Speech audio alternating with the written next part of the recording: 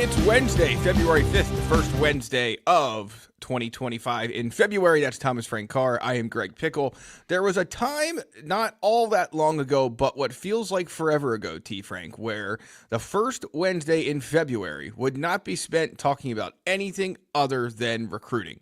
And those days are long gone. Of course, it is the first Wednesday of February, which means it was at one point in time the only National Signing Day. Is there anything happening today? No. No, not other than conversations like this one about what the past was like compared to what the present is like. No, not much going on today. There have been some commitments from players around the country, none of course impacting Penn State. Michigan just picked somebody up, but by and large, very slow day as it become the norm over the last handful of years. But it is just funny to think back to when you and I both started in this industry, when some of our listeners, many of our listeners, I'm sure, first started following college football. This used to be like a holiday. This was the first holiday in February, followed by the Super Bowl. And now there is next to nothing going on today. Big Ten Network's an era signing day special later today. It also made sense. Yeah. It also made sense to call it the class of 2025 when it actually signed in 2025 and not 2 months earlier in December. Yes, it is. That was so the class of 2018 was the first with an early signing day. They signed in December of 2017, to your point, and that obviously has changed the way this works. I was trying to think about it this morning, T. Frank, and obviously we have a lot to get to that isn't recruiting because of the conversation we're having. But I think Tariq Castro Field's probably the last big signing day hurrah for Penn State. And again, it's just crazy to think not even a decade has passed since the first early signing period took place. And it is such an afterthought that this day is spent talking about a lot of other things in athletics and in college football. And for Penn State fans, that means Jim Knowles. We're going to get into a lot of that on today's BWI Live. Also, plenty about his defense, his introductory news conference, and some other things going on in the Penn State football universe. T. Frank, like I said, we're going to get into Jim Knowles, but a couple staff points to make. Robb Smith, he spent the last 2 years as an analyst for Penn State. He worked on the offensive side of the ball despite being a longtime defensive coordinator. The rationale, according to James Franklin back in 2023, was to use his defensive eyes and defensive mind to help self-scout problems on the Penn State offense. Not official, as we talk about it at 10 a.m. on February 5th, but will be soon enough. He's leaving Penn State, according to multiple reports, going back to Rutgers, where he has spent a lot of time under Greg Schiano. A couple previous stints also worked under Schiano in the NFL. And Robb Smith leaving Penn State, T. Frank, to take a co-defensive coordinator role that will include play-calling duties in Piscataway. And so he is the fourth analyst to leave Penn State this offseason once that becomes official. The first three did so as guys who came to Penn State with Tom Allen and thus left as guys when Tom Allen left. And Robb Smith, the first one to move on to a play calling role. It used to be able to say on field role, but now that these guys can coach and practice in games, that's not quite the right way to describe it. But certainly a step back into the play calling world for him, the defensive coordinator role for him after a couple years. Was Greg Schiano calling the defense? Was Greg Schiano calling the defense? Like, is this a taking that off his plate sort of situation? I'm not familiar with it at Rutgers. Yeah, I fortunately am not either. I think that there's a good chance that if he wasn't calling the plays, he had a very heavy hand in doing that. And the idea of bringing Robb Smith back surely is to take some stuff off Greg Schiano's plate. There's no doubt, T. Frank, in my mind, that when this was reported by ESPN first and others afterwards, there was a very clear, like all the reporting mentioned the fact that he was going to be a play caller, which if you follow even just the way stuff at Penn State has worked when they get into, like Robb Smith and Anthony Poindexter were the interim defensive coordinators for the Peach Bowl. And James Franklin had no desire to share which of those guys was calling plays. Like a lot of times when you get into these situations, the head coach is not willing to dive into those details. The fact that this was sourced reporting and making very clear across the board, every report, that he's going to be the play caller tells me that, this has at least something to do with getting stuff off Greg Schiano's plate at Rutgers. Yeah. So first update of the offseason there, or I guess of February, following Tom Allen's departure. But an analyst on the move, and there'll be more staff movement to come here on that front as Jim Knowles surely tries to get some of his guys to State College. Yeah, so that's the other half of this, right? Is there's no staff size conversation anymore. So these things are not a one-to-one the transition. But there is the opportunity for too many cooks in the kitchen or too many voices in the conversation. So at a certain point, like, you might not have a valuable role if you stick around. And I'm not saying that that's this conversation, but what do you think the timeline is here for Jim Knowles to bring in his assistants? Because he's been here about a week officially, right? So Monday, 27th of January, it was a week on Monday.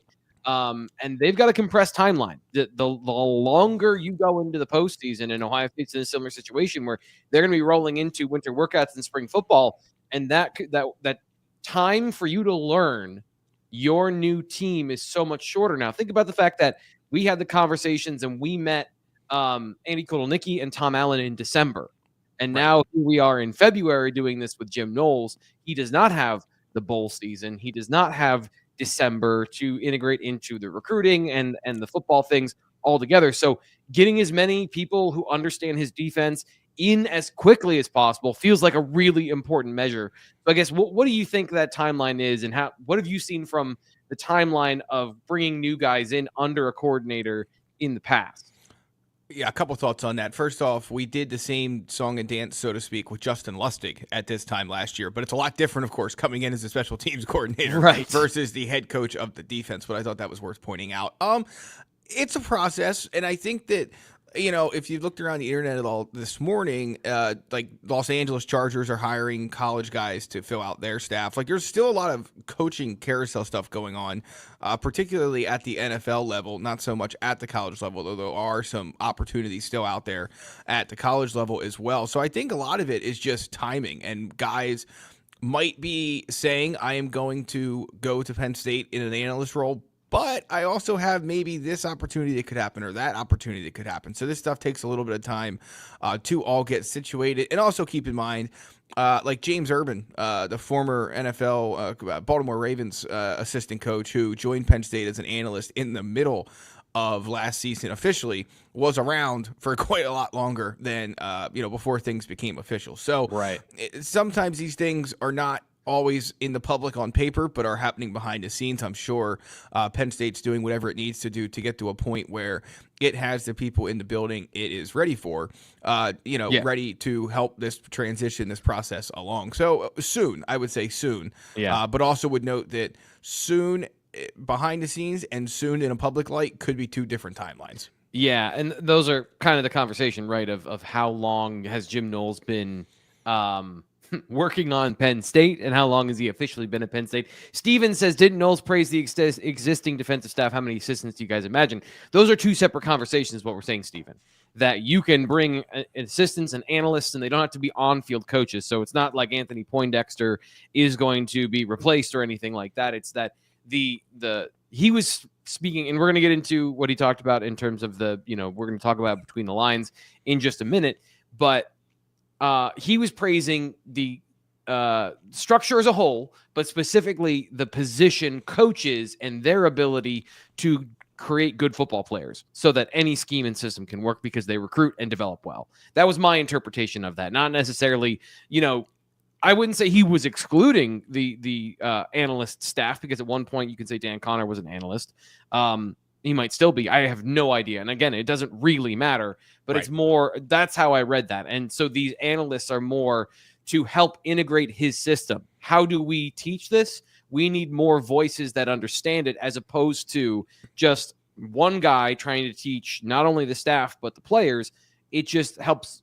It helps lighten the workload and the burden, and then it hastens the transition. Right. So you can have those guys in position meetings, things like that, to help speed up the process. Like that was the case when Tom Allen came to Penn State. Obviously, he brought his son, Thomas Allen, a couple other guys with him as well, and that was part of the process. And that's typically how these things work. Like Andy Kotelnicki brought a couple of his guys to Penn State. That's just the way the college football world operates in 2025. So we'll learn more about that support staff, let's call it. Let's not call it off-field staff anymore, because to the point you just made, if you look on paper in the Penn State directory, Dan Connor is an analyst. If you look at Dan Connor's Twitter feed, he is the linebackers coach. And of course, I think we all could agree that Dan Connor, and based on what we saw last year, and I'm sure with Jim Knowles around, it'll be the same, is very much the linebackers coach, just as Danny O'Brien is very much the quarterbacks coach. Right. So we'll see how this all shakes out. But the only way that any of that really matters, I think, is and kind of going back to the Robb Smith conversation, it's a pay raise. Like you have to have a title change to incorporate a pay raise a lot of times in these situations from what I've observed. So if someone's getting a title bump, it means that they are getting a pay raise, and then therefore we are adding responsibilities onto their plate or changing or elevating the responsibilities. Even if their job doesn't change whatsoever, it is the structure of how it works within a corporation, as opposed, because it's a business side of those things a lot of times with the title as much as it is from anything else. From the football side, I don't know that, these conversations matter all that much, as we've been trying to parse through the language to explain the differences that are immaterial to the application to the football players specifically. Right. And so Jim Knowles and the Penn State staff will get to work on that. We're going to get into some of that here in just a few minutes in between the lines. But T. Frank, one other thought for you before we get to that. It's interesting because, again, February has sort of turned on its head. We are in a recruiting dead period now. National Signing Day is sort of an afterthought. Obviously, for Penn State it is, and for a lot of teams across the country it is. Winter workouts are getting ready to gear up soon. Penn State is set to play the Blue-White game on April 26th. So Jim Knowles and his staff, and the Penn State defensive staff, have a lot of work to do over the next month, and it'll be fascinating to break all that down with you. We're going to get into some film study later, but you ready? Let's get to Between the Lines, and I'm going to see if I can. You want to hit it? Here. Yeah, let's do it. No, go ahead. All right.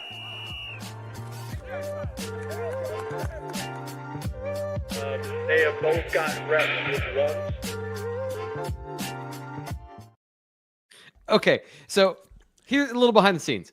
The setup for this show is kind of like, you don't need to know these things, but like Greg is the host, he runs the show, and I'm sitting here just hanging out, talking, having a good time. Because on the other 2 days, I'm the host of the show, so I'm pushing buttons, running the thing. But I've got 2 gigantic monitors and a desktop. Greg is working off his laptop, so I'm just going to run the show. I'm just going to push the buttons because it's easier. So that's what happens. The problem is I get lost in tabs and things like that, but we should be all set and good to go now. But so Jim Knowles talked a lot yesterday. He was available for about a half hour. I don't remember how many questions he was asked, but I would guess it was in the ballpark at 10 to 15, so to speak. And a lot of ground was covered in terms of just about everything. The first question he was asked is the obvious one. Why did he come to Penn State from Ohio State? Thought he gave a good answer to that. But T. Frank, before we dive into these questions and break them down specifically, just what was your initial impression of Jim Knowles? I know there were some clips out there previously of stuff he did with in-house Penn State folks. He obviously talked at stops beforehand. So it's not like we were getting to hear this guy speak for the first time in the history of his long coaching career. But first time in person, first time in Penn State. What was your maybe thought going into it and thought coming out of it? So I here's the problem is I don't want to project what I've already learned about him via football, but I do think they match up. So just some of the things that I've learned and some of the ways I've described his defense, attack versus control. So his defense is more methodical, controlling. The question I asked him, which we'll get to in a little bit about coverages, is like, it seems like there's a very intentional way about him in terms of the process of what you see on the field. And, not to get too poetic, but that might be a manifestation of his personality. You have to understand the person, right? And so the way you see the world and your personality comes through. So Tom Allen is kind of a hammer, right? So like as a person, you listen to the way he talks, you listen to the way he talks, the way he is just so up, right? So his defenses were aggressive. They were fast in terms of like how things, but they were probably a little bit simpler than we saw from Manny Diaz. Manny Diaz had that, but also had that level of control element. This seems methodical, well thought out, and considered.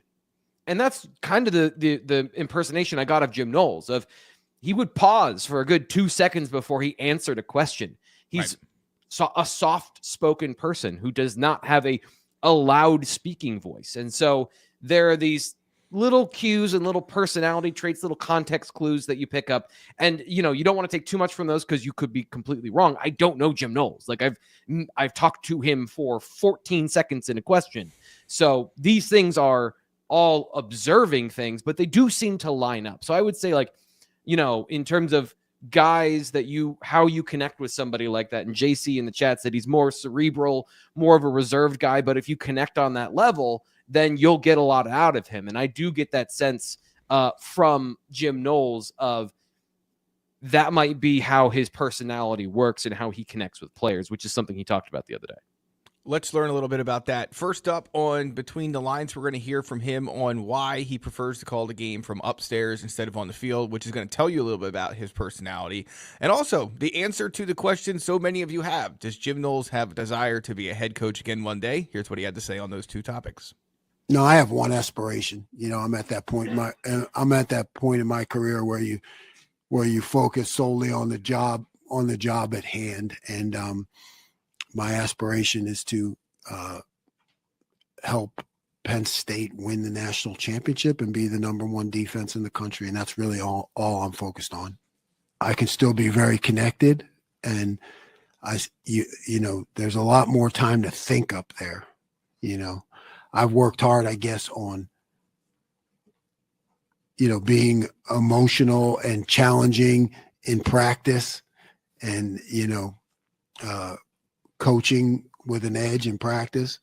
But in the game, that's not my job, and the best place to be in order to think and remain calm and try to stay a couple plays ahead and a series ahead is in the press box.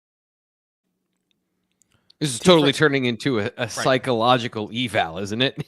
Right. Yeah. So much of what we heard James Franklin reiterate last year when talking about moving Tom Allen upstairs is what Jim Knowles said in a very slimmed down, shortened version of that. But your first thoughts, well, let's go in order. So first, what he said about being a head coach aspirations. And obviously he said another point at the end of his news conference about how he feels Penn State is very close to winning it all.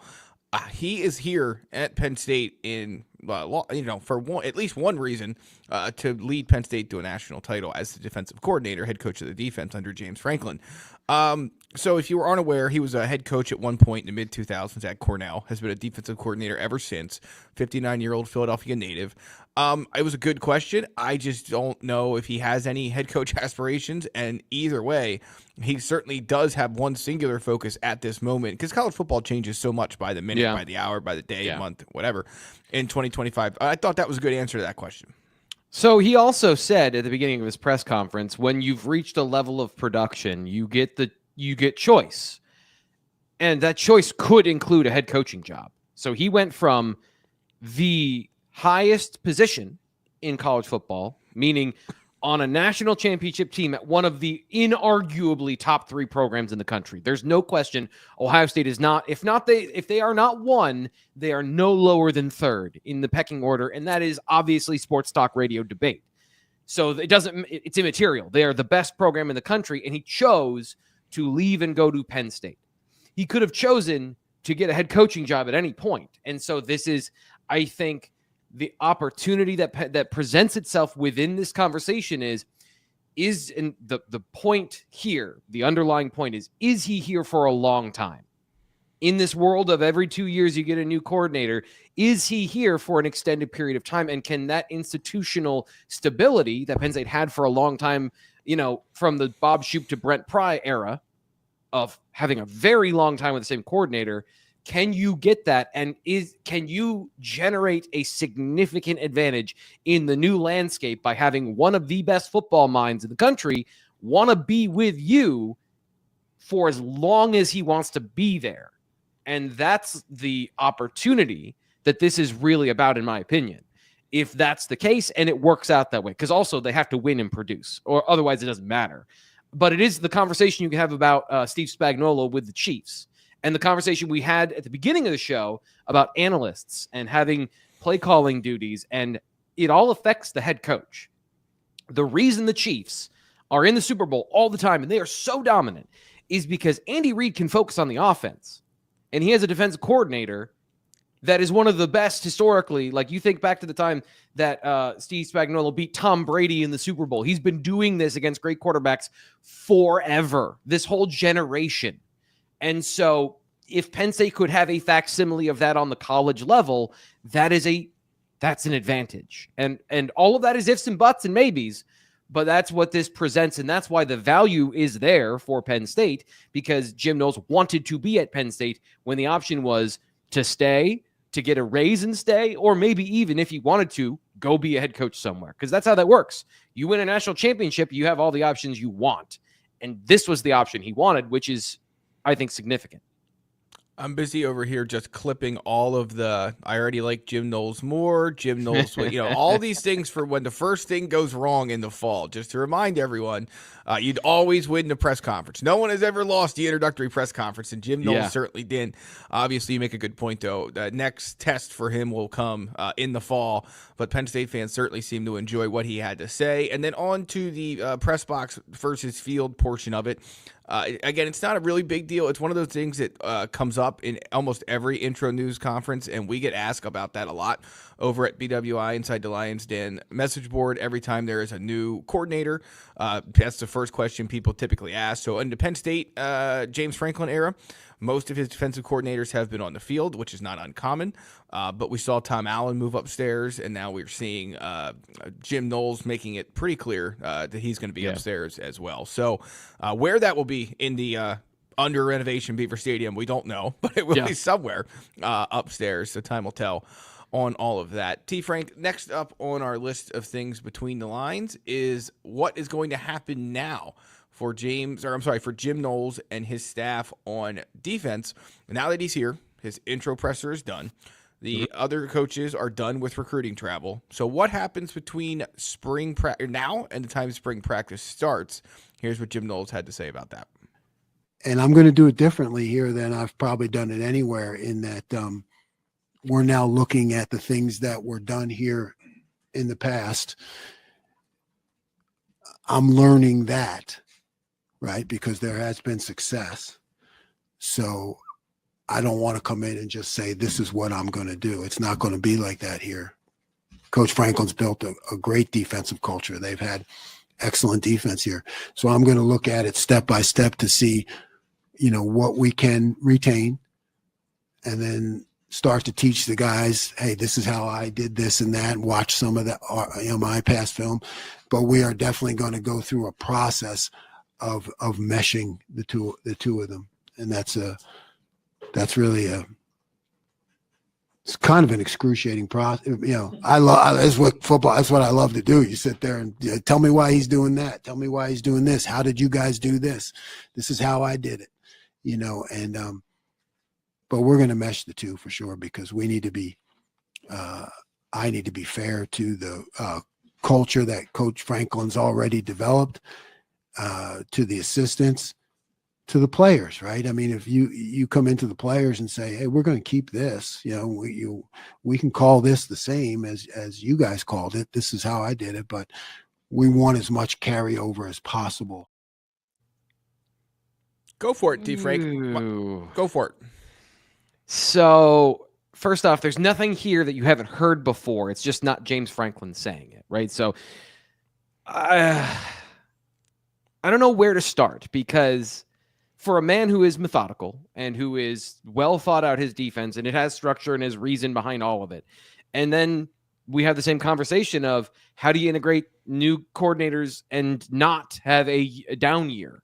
And so we're in the same place that we were with Tom Allen a year ago with Jim Knowles. So there will be changes to the defense. He just said that there will be things that we keep from Penn State that will happen next year as well. So if you're expecting just a completely new defense, he just told you that's not going to happen. So then it becomes the conversation of what's on the non-negotiable list. As James Franklin talked about it before, what is a non-negotiable for Jim Knowles?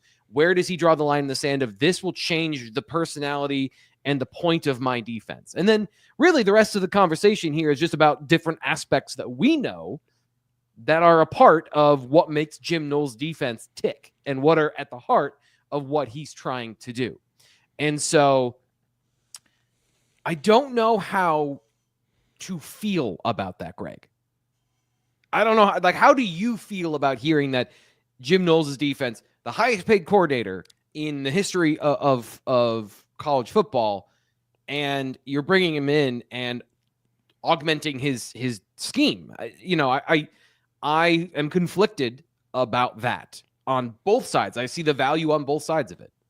Yeah, I would say this. It's a question I'd rather answer like midway through the season or even at the end of September to see how much of that is coach speak and speaking within the way the program operates versus reality.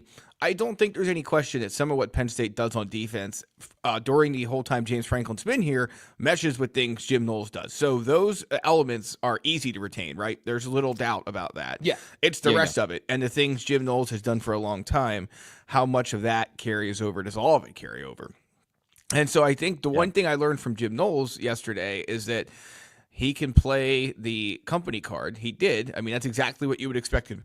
He said exactly what you would expect him to say, almost to the word, based on how we've heard James Franklin talk about this stuff. So I'm not worried about it yet. I think it'll be something we look back on and probably forget about. But it is a quote that is there that if need to be called upon to just, for any reason, it exists. And so we'll have to wait and see. Yeah, I didn't really think about where you were going with that until you brought it up off air this morning, and I certainly get it.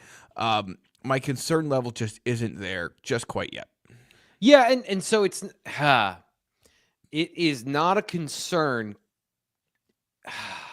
I'm sorry. I'm having a hard time of really putting my thoughts into words here. And as always, it's a long story with me. So just look back over the last couple of years and how this has worked. Manny Diaz came in and changed things at Penn State. So his defense, he installed his defense. And it took a year. They were not very good against the run from a schematic perspective in 2022. Just general, that was the year of the Michigan game where they ran for 350 yards and everyone still has scars from that, right? So it wasn't just talent. There was scheme and understanding where everyone was supposed to be because it was so radically different from what Brent Pry did. And he took that time of 2 years to integrate a really great defense. Tom Allen came in and James Franklin, I think, learned lessons of 2022 and said, we're going to do this so that it's not your way or the highway. And Tom Allen came in and produced good results. It was not exactly what I was expecting. And some of what Tom Allen did is what Jim Knowles does. Jim Knowles, I think, does it from a less hectic perspective in terms of there was a little bit of chaos in the Tom Allen scheme, which I loved because it was kind of like the mad scientist. This is more like again, going back to the personality types, this is more precise, measured, aggressive coverage obscurity. So are you getting that? And what were the lessons learned from last year with Tom Allen? And did we take away too much? Were there too many things that he were on the non-negotiable list that he didn't get to turn into something different? And we had the conversation of the other aspect is Tom Allen, the defensive coordinator, very good defensive coordinator. Jim Knowles, the reputation is that he's on another level. So is it the individual? Is it the scheme? What is part of what? And there are so many things for us to learn that are truly unknowable right now that it feels murky to me. Looking at this I know what he did at Oklahoma State. I've studied that. I know what he did at Ohio State. I watched it change over time. And so what's the next iteration? And then, Greg, you go back to on the offensive side of the ball, they went full Kansas. So it doesn't have to be one thing or the other. Like they went full Kansas. They tried to bring everything from that scheme in 2023 to Penn State last year. And so your position of like, I'm not going to worry about it. It's not a cause for concern. But if this is the problem, if you're in the camp of James Franklin medals, you have all the ammunition that you want from that particular quote, but the results are what matter. And so if he's able to integrate what they do, which is super similar to what he does, then it doesn't matter. And they produce the results, so they're good. It just, talent, all these things fold into how the defense performs. And if it doesn't perform up to the level of a top 2 defense in the country, you're going to have that conversation of, well, did they take away too much from what he wants to do?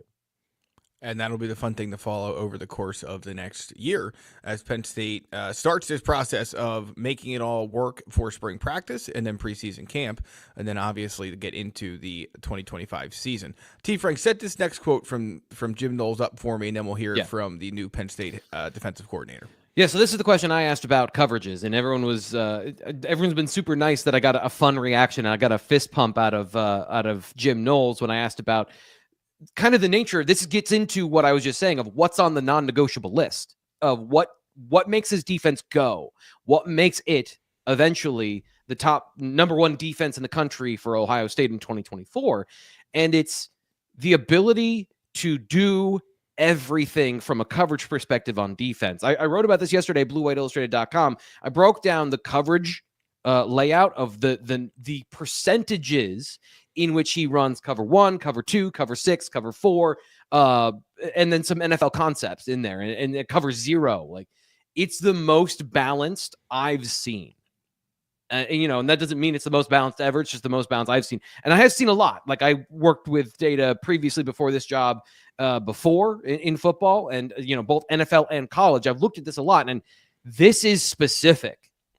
And so, how do you do all of that stuff? And this gets into the conversation of, it is fair to say Jim Knowles needs to run his defense, and it needs to be the spirit of what he wants to be, but they have to perform in year 1 to reach what everyone expects is a college football playoff run. Again, he can't bog them down with too much new information. He even said that. So that's the idea behind the question of how much do you need that in your defense?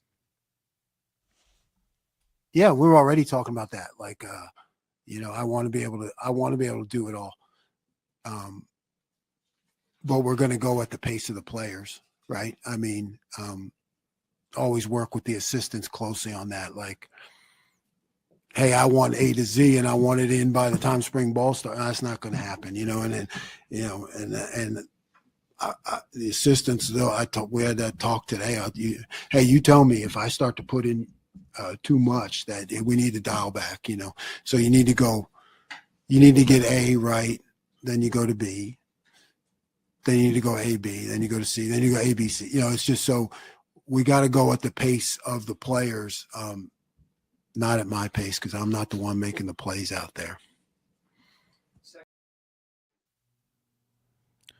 So I don't know what your initial reaction to that was. My first thought, well, I'm sure you had initial reaction, but my first thought, T. Frank, was this is where if you are Penn State and Jim Knowles coming into this situation, you benefit greatly by the number of returning and longtime assistant coaches who are now or who are on the Penn State defensive staff, because for better or worse, this is not their first experience going through this kind of change. Most of them were here for Manny Diaz. All of them were obviously here for this with Tom Allen. And so when he says he has to rely, or, their assistants have to tell him if you're going too fast, too slow, whatever it may be, that is where Penn State and Jim Knowles will be greatly assisted by the fact that despite the turnover at the top, he gave a shout out to all of the Penn State defensive assistants. Despite the turnover at the top of the defensive coaching hierarchy, Penn State continues to play good defense. The assistant coaches, big part of that, obviously, and they will be a big part of this transition to going, as he said, from A to B, and then A, B, and then A to B to C, and then so on and so forth. Right. And that is a big benefit that not every coordinator who comes into a new opportunity is going to have, on his docket, so to speak. Yeah, and so there's just that is helpful, and so I guess the context here is that Tom Allen's defense was really good too. Like, there's people are in the chat already ranking Penn State's defensive coordinators under James Franklin, and like there are no bad defenses out there really from the Nittany Lions. They've and that's what Jim Knowles said. Like, they've had multiple coordinators. It's always been good. It is a thing that has existed at Penn State since Joe Paterno, and James Franklin has continued that tradition and leaned into defense is important here. So the end product here is going to be great. Like, it's going to be very good. But there's a fine line here in terms of what can you do year 1 to chase that ring. And so my thought really goes to long term here, Greg. I think, this year they're gonna bridge the gap. But Jim Knowles, the longer he's here, the more it's his defense. The longer he has to install, the more he can teach those concepts. And beyond just the number of coverages, the things they do within it, the mental concepts that are NFL level is off the charts. Like their ability to blend coverages and to use different concepts that blur the line between man and zone and to take away routes with anticipation in the scheme, not just from players reacting to what they see. Leverages and hedging against routes and anticipating those routes. These are all really sophisticated things that it's just, to me, how much of that's going to show up this year. But eventually, I think almost all of it is going to show up on that particular side. And then it becomes the other things like odd fronts and jack position at the defensive end position, which we're going to get to here in a second, that are also like on the list of what's fair to put the Penn State players this year in situations they weren't necessarily maybe recruited for, if that makes sense. Yes. And so I think patience is not the word to use, because you don't make a move like this, as high profile of it, and then expect patience from anybody. But I will say that maybe Penn State is fortunate that it has 3 non-conference opponents to start the season to figure some of the things out that it believes will work or maybe thinks won't work based on preseason practices and things like that, and then be able to fine-tune stuff before Oregon comes around in late September, Penn State's first test of the 2025 season. Anyway, we have a lot of time to dissect all that. You just mentioned the potential for a different. The names always make me laugh. We call it the Lion, or what did Diaz call it? He called it something else, I believe. The Star, I want to say it was. Yeah, it was at some point Miami. along the way here. Yeah. There's all these different names for different positions that all kind of do the same thing. So when it comes to what this was called for Tom Allen, yes. So when it comes to Jim Knowles, there's a jack position that his defenses have used over the years. He was asked about that on Tuesday during his introductory news conference. We'll hear from him on it, and T. Frank will break it down. Yeah, that remains to be seen. I mean, we're going to have to dive into, who the players are and what they do well. I made that decision. We experimented with it a little bit early on when I first got to Ohio State, because it was huge for me at Oklahoma State, because we had those kind of players who really fit it, and it was fairly big at Duke also. And, going back to, way back to Western Michigan when I first started it. But I guess I learned through that whole process that I really need to evaluate first who the players are here and what they do well. And it's not about what I know, it's about what works best for Penn State. So it could be, I guess that would be my answer. And kind of like I always said when I was there, it's always in my head, and I always have that as an answer. But we got to figure out if it fits first here. Jim, would you mind just telling us the trade? T. Frank, I don't know jack about anything, as many of you who watch this should know by now. But I do know I keep hearing the same themes from Jim Knowles throughout this about I've learned to basically fit his personnel to the scheme, not the scheme to the personnel. I've learned that we're going to need to sit down and watch how this Penn State defense and its players can best utilize the things that he likes to do, or maybe not utilize the things he likes to do based on what they have. So let's first get into this, what Jack does in his defense, or at least what it did before maybe Ohio State. And then what, is it a fit for Penn State? Is it not a fit for Penn State, or is it somewhere in the middle at this juncture? Yeah, and James Hughes brings up a good point here in the chat. He says Knowles has to adjust the Big Ten in his first year also. I think that's important. That's a part of the conversation as well, coming from the Big 12. So the basis of these two conversations are absolutely linked, and they matter in concert. So the jack position is a hybrid defensive end linebacker position where it's a player that can play off the ball or can play from the edge. Now, I haven't watched all the film from Oklahoma State. I just watched the application of this particular player in important games in 2021 at Oklahoma State during the best season that got him hired to go to Ohio State. So there's the important thing here is the jack position doesn't actually play linebacker in terms of the number of here's what I mean. There's two things that I think are important for an off-ball linebacker is that they are off the ball and they play in coverage at some point. And predominantly the jack linebacker plays from the defensive line in a stand-up position. And what he would do is he'd move that guy from the edge to the B gap or, over a guard to change the math for the offensive line in their run blocking scheme to put more players near the center of the line of scrimmage because he plays with such a light number of players in the box. And so it is a fix. It's a way to get players in positions you want them in. But on top of that, one of the biggest aspects that he did at Oklahoma State that he didn't do at Ohio State after that first year where they experimented with it is play odd fronts, a nose tackle over the center, and then defensive ends lined up, head up on the tackles in traditional sets. The important thing is here, nobody was really two-gapping. They're still playing even front alignment concepts of guys were stunting from that position. They're moving at the snap, slanting into a gap, and then they're playing an individual gap. Very few teams actually have a 360-pound nose tackle that plays both A gaps and then reads off of that.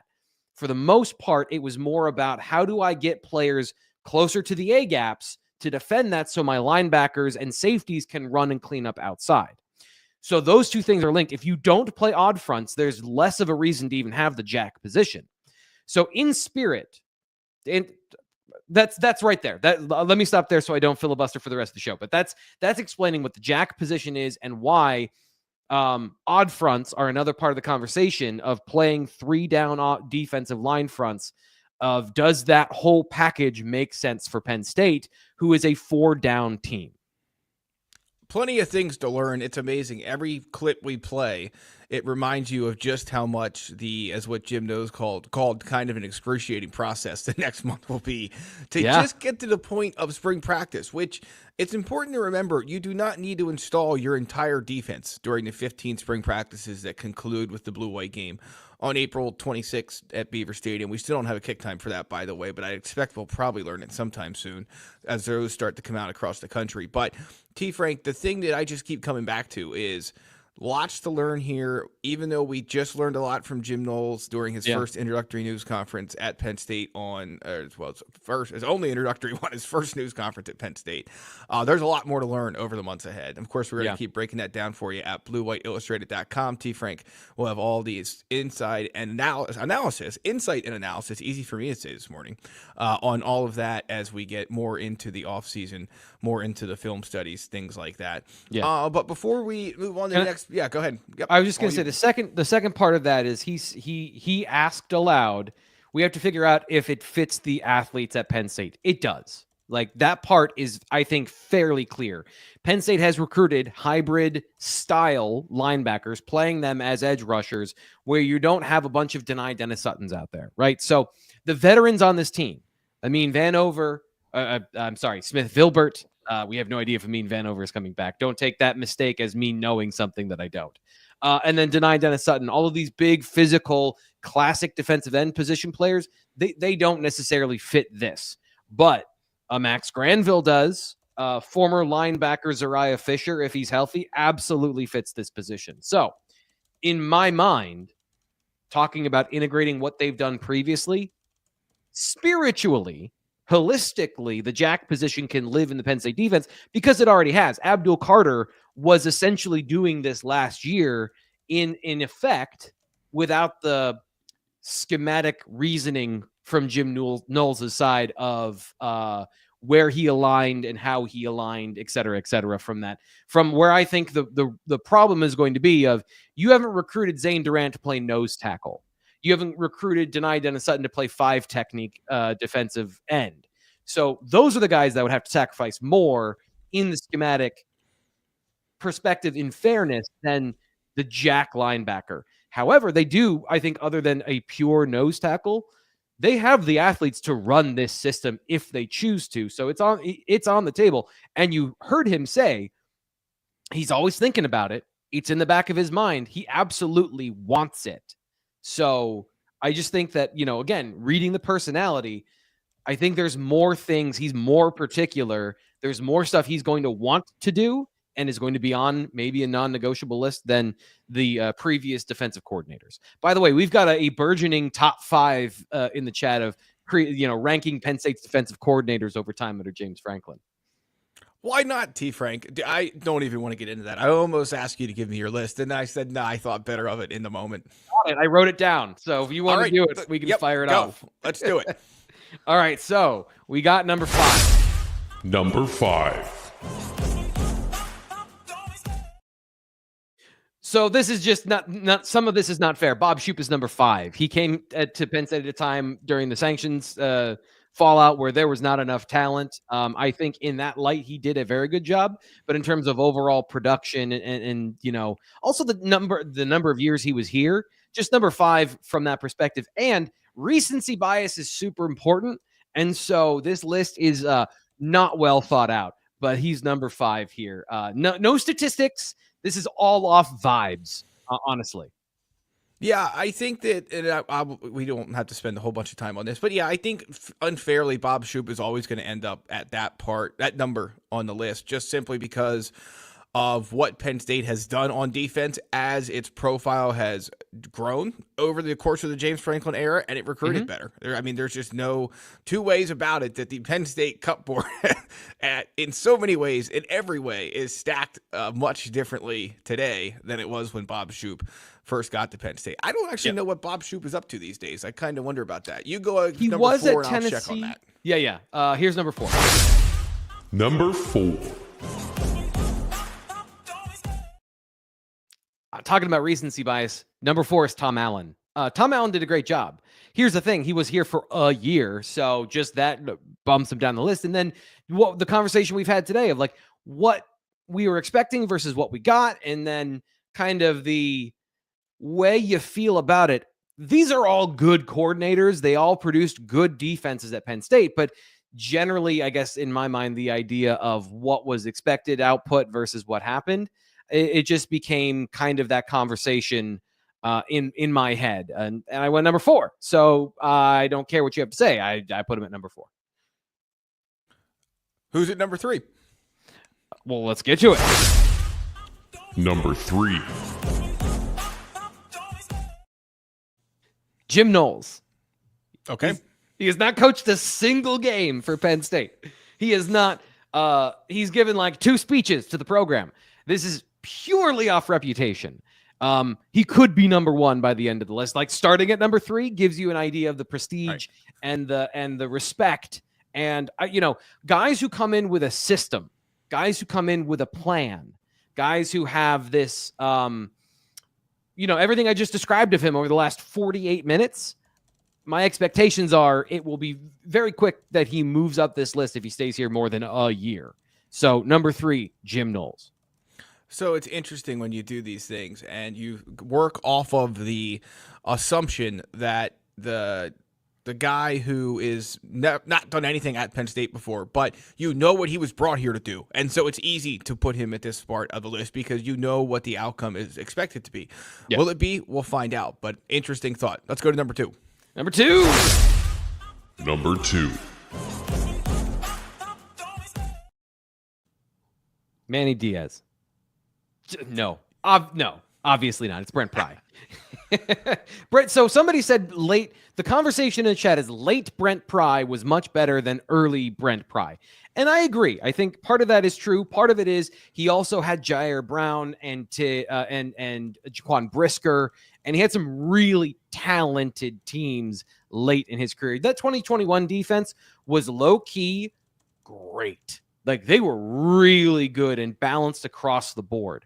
And I do think that over time, he elevated the talent to a higher level than maybe where it got drafted in the NFL, because the conversation here is also about the talent level and not just good football players at the college level. Do you have superstars? Do you have guys that go on and be stars in the NFL? Because you will look as smart as your best football players.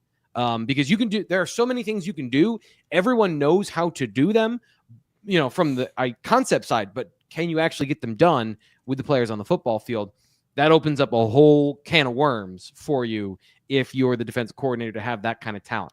So obviously, number one.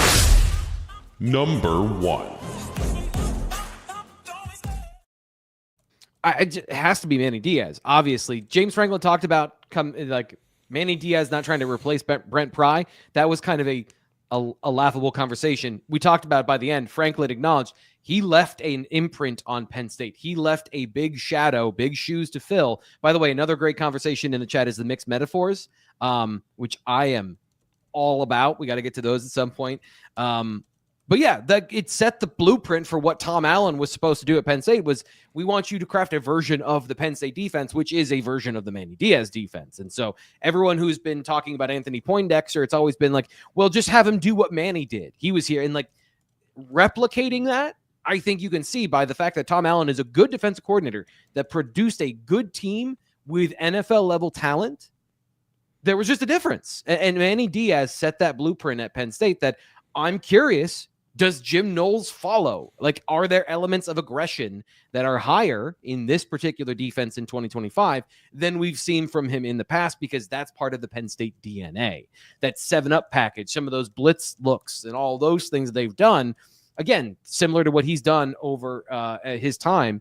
But Manny Diaz kind of like set a blueprint that no one can match across college football, by the way. You know, there's two guys in my mind that play like Manny Diaz. Brian Flores in the NFL and Manny Diaz that dictate to the offense, you will do this because we are forcing you into this box. And, you know, there's a 1,000 ways to do things, but that is one definable trait and one definable system that he has created that works. Like sometimes to the fact that I don't know how he gets it to work, but he does get it to work. Yes. And Manny Diaz, I think Penn State fans, recency bias, of course, is a part of this. Success is, of course, a part of this. But he's just, the Penn State fan base gravitated to him immediately. And then his defenses came out and played exactly as I think most, if not every Penn State fan hoped they would. And it was fun and it was exciting. And so not that any of the other coordinators we mentioned so far, you couldn't say the same thing about, but it was just his personality and the way his defense played just went so perfectly together, and it really excited Penn State fans, and I think a lot of Penn State fans would, put him atop their list, no question, ranking Penn State defensive coordinators in the James Franklin era. Coming down the home stretch, T. Frank, it is just the beginning of February, though, and there is a lot to do before we get to the home stretch of this second month of 2025. Penn State has plenty to accomplish this month. We've talked a lot about it as it relates to what will be going on the defensive side of the ball. But that's not the only thing the second month of the calendar year will entail for Penn State. Lots going on, maybe not a lot publicly, but certainly behind the scenes, there is plenty of things going on. Winter workouts is probably the easiest place to start, T. Frank. It won't be long, assuming the tradition continues. It will not be long before we start getting those winter workout warrior picks of the day from the position coaches, which will endlessly be a fun topic of conversation. Because the question that always comes with those, T. Frank, is this. Well, what do they mean? What does it mean this? Does it mean that? How much should I read into it? I have my opinion on that. How much do you read into those? I think it's a motivational tactic. I think it's it is. Everything has to be merit-based, because if you start doing things outside of who's worthy of those things, then the players are going to sniff it out as phony. But there is a certain level of motivation and psychology behind it that the guys who deserve it, or the guys that we want to be a part of the conversation, given the opportunity, we're going to name certain guys. And so it all means nothing, but it is all part of the meaningful tapestry of they do things to create an environment of competition, to get the most out of everybody at every point in the season, not just in practice, in camp, in all those things. Right. That's exactly it. So I think there is some validity to them in terms of guys who are taking a step forward, especially when it comes from the leadership perspective of that. But like the one that I went back and looked at the list of winners from last year, we had the whole list of these together of them over at BlueWhiteIllustrated.com. And the one thing that jumped out to me was Nick Dawkins, the number of times he won, and how that foreshadowed what was ahead for him in 2025, both from a leadership perspective and from a starter perspective, a first-year starter, obviously. So that really stood out to me. But there was other guys on there, too, that didn't necessarily equate to the season they were going to have. So, yeah, I don't read a whole lot into them. Fun to follow, though. Something to do during a recruiting dead period, which is probably the next thing to point out, is that yes, it's a recruiting dead period, but there's a lot of electronic communication going on. The BWI recruiting show is back on the air tomorrow, Thursday, February 6th. You guys will hear plenty about this and other topics, so I won't belabor the point, T. Frank. But Penn State will do a lot of electronic communicating this month, virtual recruiting, and certainly you're going to start to see a lot of official visit dates being locked in as well. Yeah, and we probably – I'm sorry, Greg. I had a total brain fart because I was thinking about the next thing. Did you mention commitments during that particular rundown of recruiting? Not. Yeah, so I think that we're going to get some recruits in February because we always get recruits in February, kind of like the dead period in the summer where you've gone and you visited, you've seen what you want to see. Certain guys are going to be like, that's enough. I know where I want to go and I'm going to commit. So we fire up the subscribe button on your Blue White Illustrated YouTube channel because there's going to be some breaking news commits that I'm not even prepared for because, our guys are working behind the scenes doing their thing and they're like, oh, by the way, somebody's committing on Wednesday evening at 7 p.m. So just, keep your head on a swivel over the next couple of weeks because the thing I've learned is like it always happens when you're not expecting it. Yes, that is usually the way these things work. Not a surprise to us, or I'm sorry, to you, all here on the Blue White Illustrated YouTube channel. February, obviously, we talked a lot about this already, so there's no sense in belaboring the point. Jim Knowles will get the defense and the defensive staff ready to go for spring ball, which spring ball is right around the corner. One part of this conversation that's not really, maybe I know we didn't get to the film study yet. Maybe we'll see how much time we have left, but spring practice is starting to be an interesting conversation across football. Nebraska not holding a spring game. Matt Rule talked about that recently. Steve Sarkisian at Texas came out recently, or I'm sorry, that was sourced reporting. This is not he did not say this, but sourced reporting from various media outlets down at Texas saying that Steve Sarkisian's thinking about altering the spring practice plan based on how long Texas played and also just the wear and tear of a long season both last year and then preparing for a potentially long season if things go as they hope it will this year. James Franklin is going to hold his first news conference of 2025 season. Certainly, he obviously talked plenty in January during the 2024 season. Very curious, though, to see if this becomes a trend across college football, because that's how these things usually work, T. Frank. Once somebody rips the Band-Aid off and makes a decision that maybe, I don't want to say it would be uncommon or an outlier, I guess you would say. It sort of gives others the thought process to maybe we can do this too. Maybe we should do this too. And so I'm very curious to see how this all plays out over the next couple of weeks. There's too many variables that go into this conversation. I guess the focus on the spring game is missing the point a little bit because the spring game is one live scrimmage when you get a certain number of live scrimmages during spring football. You get 15 practices. It is one of 15 practices, but fans obviously focus on that one because that's the one they get to see. It's kind of like, if I didn't see it, it didn't happen sort of conversation. And that's fair because we don't know what's going on behind the scenes. We try to get you that reporting as much as possible during spring football. We get the context and the conversations, but it feels so much better to just see it, right? So then it becomes the spring portal windows right after those spring games. And then, to me, the part I focused on this when we talked about this, I think on Tuesday, is I do think at some point there needs to be football education as part of the process because football is a really hard game. It is incredibly difficult and complex from a physical and mental perspective. These guys are learning the game. These are not ready-made pro athletes that understand Jim Knowles' defense. So the application of time and reps is important. But the wear and tear on the body is real. Like football also is a grind on the body. So if you're a team that does not make the playoff, you need to get that education time. If you're a team that makes the playoff, you have built-in advantages of freshmen and young players getting extra practice, learning all of that stuff, just extra, just more.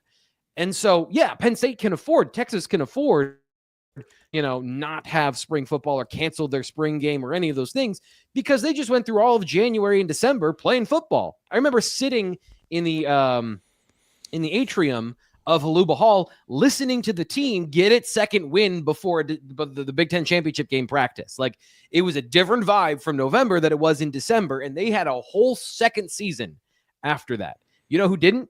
Rutgers, Maryland, Nebraska, all those other teams that are on the bottom half of the conference, of all the conferences that are outside of that. And so, like, these conversations, there's no level playing field in football on the college level, and it's part of the fabric of everything. So I think this is just another point on that map. Yes, and there are a lot of points on the map that we will get to here on the Blue White Illustrated YouTube channel, BWI Live, and BlueWhiteIllustrated.com.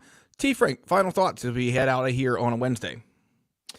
Yeah, I don't know how much there is, how much more we can pump out of the Jim Knowles conversation. Well, now that we've met him, we had we're going to have more of that, but we skipped today's film study because there's just so many interesting things. So, I've been thinking about the cornerback rotation, who fits where. I'm midway through building a depth chart in my mind of the secondary, already to the front. So the secondary, the linebackers, I think the linebackers are fairly well defined, but the corners and safeties, a couple other factors are going to be in that they're going to be deciding over the next couple of weeks of who fits where, how, why, and so I'm going to write about that at some point this week. Well, but you look forward to that. Wrestling is on the horizon. Check out the BWI Wrestling Show here on the YouTube channel later today. Otherwise, T. Frank, it's time to roll because Jim Knowles' first two analysts have joined the staff. We're going to post that just in a second over at BlueWhiteIllustrated.com. So join us over there for the latest. It's Wednesday, February 5th. Two new analysts are on the staff. We will have that information for you over at BlueWhiteIllustrated.com. That is Thomas Frank Carr. I'm Greg Pickel. It's been another BWI Live. We will catch you next time.